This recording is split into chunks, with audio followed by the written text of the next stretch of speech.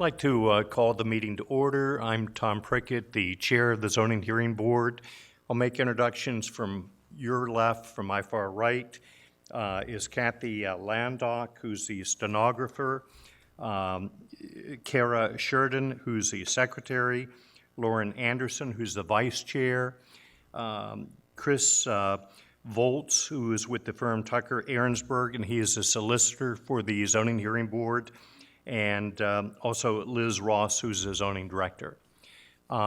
Those of you that plan to make a presentation and or give testimony, if you'd be so kind as to stand to be sworn in. Raise your right hand and swear, please. Do you solemnly swear the testimony you're about to give will be the truth, the whole truth, and nothing but the truth? Look for approval of the minutes from April 18th, 2022. I'll make a motion to approve the minutes from April 18th, 2022. Is there a second? I'll second it. All in favor? Aye. There is no old business. We have two items of new business. The first of which is application number 2022-0009, and that is Adam and Jennifer Davis. Please feel free to come up, and Liz will help you with the microphone if you like. The location's 3992 Overview Drive, Cannonsburg, Pennsylvania. The nature of the request is a 5-foot rear yard setback variance and a 2.5-foot side yard setback variance. The code 903.E establishes side and rear yard setback at 15 feet for pools in this district. And if you can kind of walk us through each of the 5 criteria, that would be very helpful, would be much appreciated. Basically, what we see your application as is the desire to locate the pool as far from the house as possible and to maintain a safe distance for children and pets. If you can concentrate too on the variance not impacting any of the neighbors, and then if you can indicate something unique about the land that prevents compliance with the zoning ordinance, it would be much appreciated to kind of aim you in those directions. Yeah, so we're requesting the variance mainly because if you look at our lot, we have 44 feet of backyard space, but behind that is another 26 feet wood line. And after that is a green space of roughly 50 feet. So there's no houses behind us. To the left of us, we have a house to the left and the right of us. So that location, we kind of chose that just because it was the flattest part of the land. As you go into our backyard, it kind of slopes more dramatically as you go down to the back right of the land. It's also far enough away from the house to maintain a safe distance from the back door for pets and children. And also, if we do a covered patio, it would maintain a space far enough away from that as well. So like, as I mentioned before, so our backyard is 44 feet that we own. Beyond that is maintained by or actually owned by the HOA. However, it's maintained by us. For instance, a tree fell the other day. They would not handle that, so we had to take care of the tree that fell. So there's really nothing that's behind us that prevents us from pushing the pool back. We did get support from both of our side neighbors, the Erskines, and then Scott and Michael McKibben. And I have proof of that here if needed. Yeah, if you could provide us, what's that, the Erskines and the Milkikins, right? It's McKibben and Scott Flip. Okay. McKibben and Scott Flip. So right here, so this is our HOA. We have to submit an HOA document to get approval from HOA, and we have to have sign-offs by both of our neighbors. Both of them support our plans for the pool. We will have it enclosed with the fence as well. It's interesting about the fallen tree. Usually that's deemed an act of God, and wherever it falls is that owner's responsibility, but the HOA just... They don't have no part of the land back there. So Yeah. we maintain it, but they say we can't do anything to it.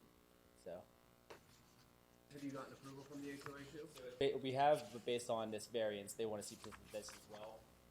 However, we got approval for the pool. Just their locations, we're waiting on the location. And they're waiting for this decision before they give their decision? Before they give the approval on, I guess, yeah.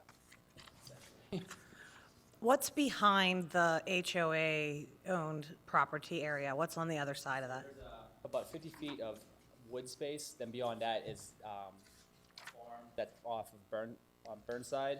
There's a farmland that's not, there's no animals on that side, but across the street, there's animals. So between where your property is and the part that the HOA owns or is owning, there's an adjacent piece of property that's owned by someone else? So behind us, there is, so there's our yard, it goes 44 feet back, then it's just the same exact yard, but we don't own it until we get to wood line, which is about all the way back to 70 feet. And there's a 50-foot buffer, they call it, which is just wood, essentially, a line of trees. And beyond that is farmland. Okay. I guess what I'm getting at, is there any chance that that would be turned over from the HOA and building would happen on that property? As far as I understand, no, there's not enough space behind there. Okay. And then the 50-foot buffer has to be maintained as green space, is what we Okay. have understood. All right, thank you. Is in the second exhibit there, is the fence existing? It fence says is- current fence around the property? On the left side, there is a fence. Okay. So we'll tie into their fence when Okay. we put up our fence, because obviously with the pool, you get to put a fence up. Is that what I'm showing here? So there's a fence on the left, the back, and the right, and a gate way in the back. So that's future plans. That's Okay. what we're gonna submit for our, so right now, there's only a fence on the left that kind of runs back just exactly on the property line. Any other questions? Is there letters of endorsement for this?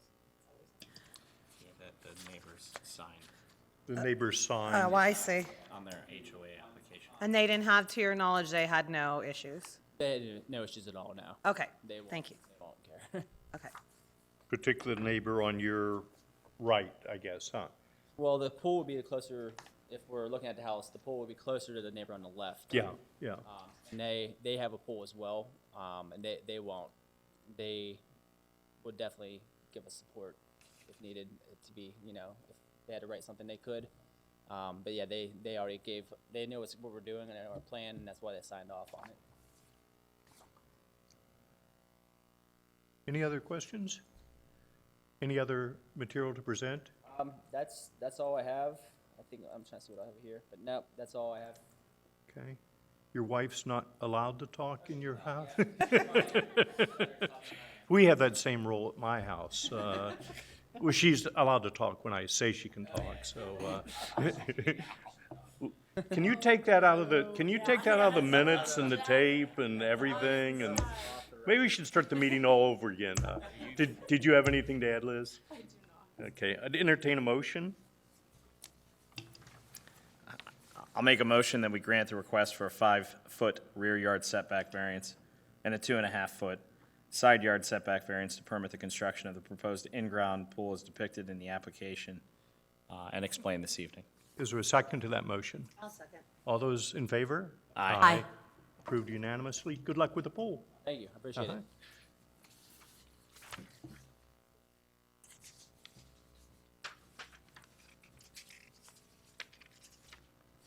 Our second new business is application 2022-0010, David Bennett, and located at 38 Lindcrest Circle, Cecil, Pennsylvania, seeks a 14-foot side yard setback variance for installation of the above-ground pool.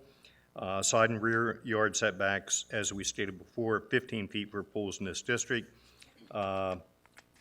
The code does not distinguish between in-ground or surface pools.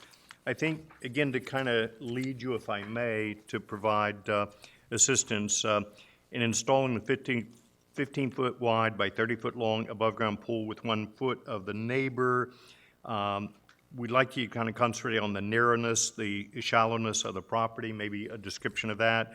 And apparently there is a backyard that turns into a steep hillside, and it doesn't look like there's much room in the backyard, but we do have a concern when people try to place structures too close to the neighbor's property line. So if you can emphasize or address that, it would be much appreciated. Sure. I chose the placement of pole on my right side here. So it would basically the offset of the sunroom. That is the back X of the house. I could have tried to manipulate it and put it on the other side, but it would have blocked two of the potential fire escapes to leave the house. And if I was to go on the other side, there's actually gas and water lines on the other side. They didn't even want to dig in near by the shed going over on the left side.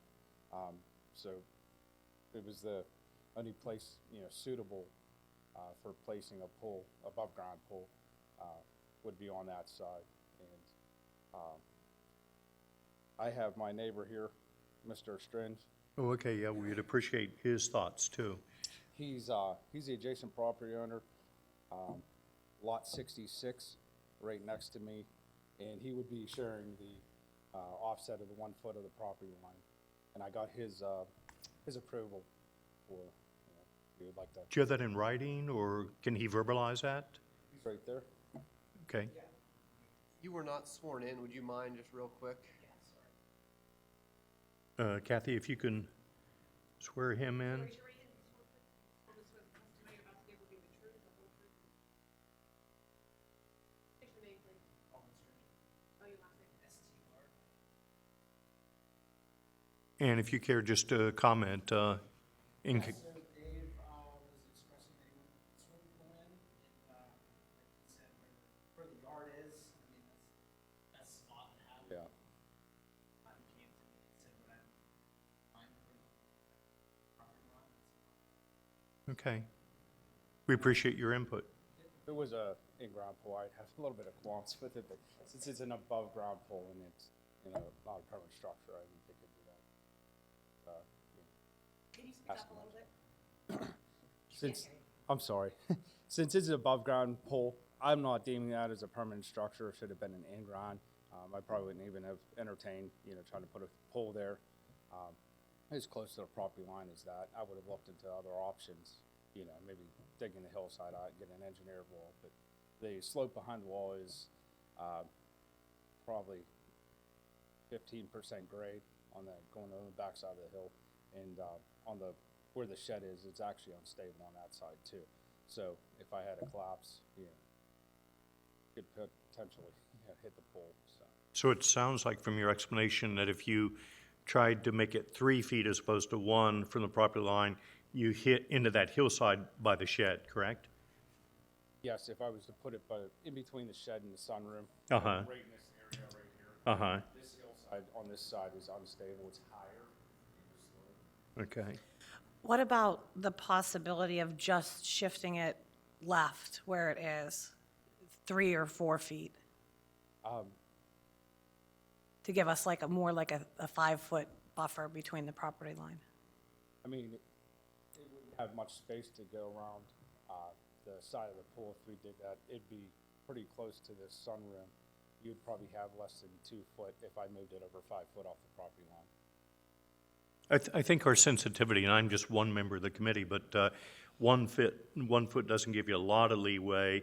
The current owner is agreeable to that, but if a new owner comes in, it's kind of tight. You'd almost have to have a small lawnmower, just to stay within that 1 foot. If you have a tractor or whatever, you're going to be on the neighbor's property. If a new neighbor, even eventually over time, you want to put in flowers or shrubbery or whatever, just to kind of mark the property line, it's going to be difficult. I think that's our sensitivity Right. to being so close. I believe at that point, there's a fence separating our properties. I don't know, There is a fence, is that what you said? there's a fence. Right now, there's a fence there. That dark black lines. Yes. Oh, okay.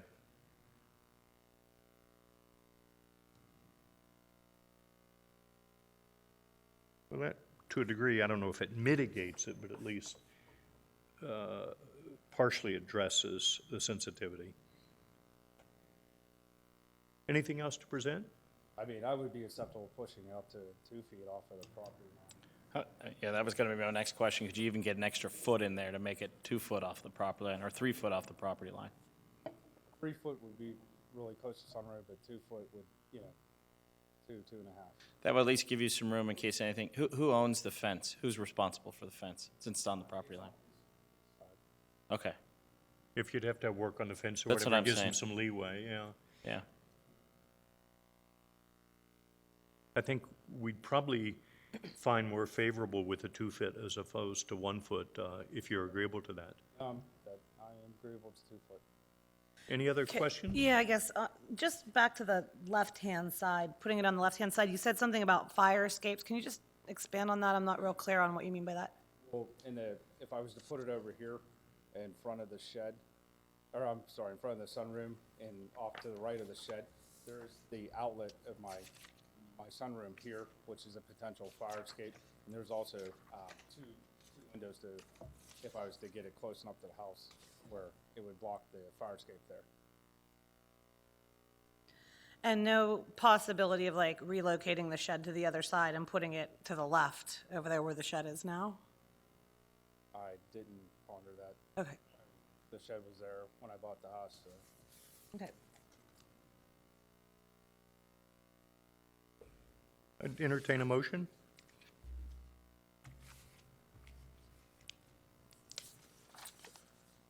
I'll make a motion to request, that we grant a request for a 13-foot side yard setback, giving you 2 feet, to permit the construction of the proposed above-ground pool as depicted in the application, and discussed at the hearing this evening.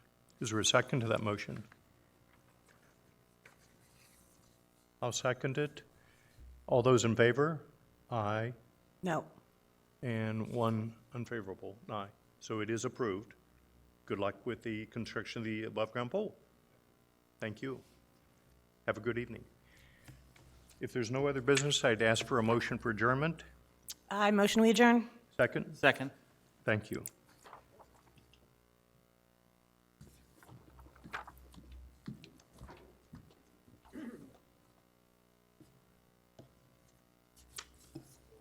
You're good.